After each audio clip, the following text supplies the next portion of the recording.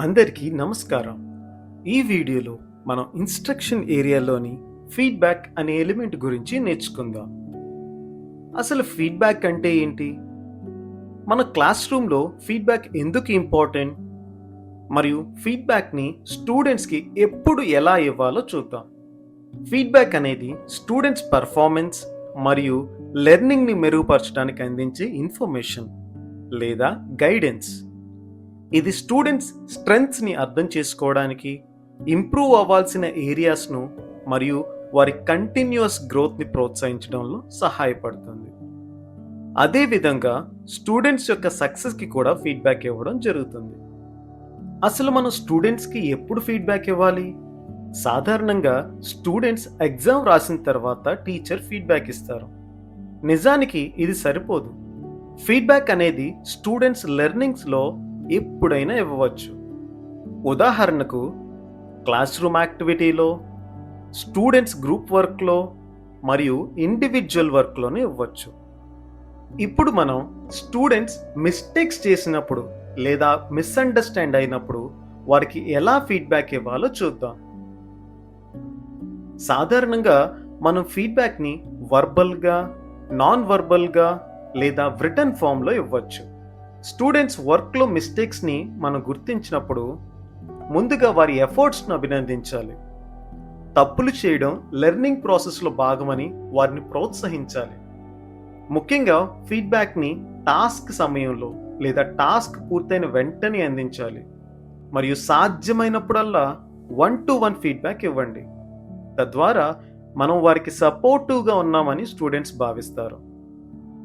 Students task లేదా యాక్టివిటీని కరెక్ట్గా చేసినప్పుడు ఫీడ్బ్యాక్ ఎలా అందించాలి? ఎప్పుడైతే మనం ఇచ్చిన వర్క్స్ని స్టూడెంట్స్ కరెక్ట్గా చేస్తారో వారి వర్క్ని హైలైట్ చేస్తూ వారి వర్కింగ్ ప్రాసెస్ను అభినందించాలి. ఉదాహరణకు టీచర్ బోర్డ్పై ఒక సర్కిల్ మరియు ఒక ట్రయాంగిల్ గీసి స్టూడెంట్స్ని వారి నోట్బుక్స్లో డ్రా చేయమని అడుగుతారు. తరువాత టీచర్ 22, 28, 13, 57, 41, 39, 55, 37, 44, 59 అనే నెంబర్స్ని బోర్డ్పై వ్రాసి స్టూడెంట్స్ని సర్కిల్లో ఈవెన్ నెంబర్స్ మరియు ట్రయాంగిల్లో ఆడ్ నెంబర్స్ రాయమని అడుగుతారు. స్టూడెంట్స్ వ్రాయడం ప్రారంభించారు.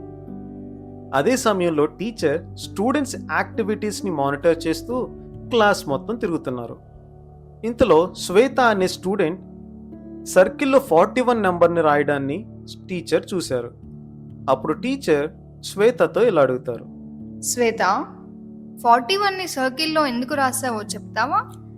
41లో 4 ఈవెన్ నంబర్ అని సర్కిల్లో రాశాను మేడం. ఓ, నెంబర్ని అరేంజ్ చేయడంలో నీ ఎఫర్ట్స్ నేను అభినందిస్తున్నాను.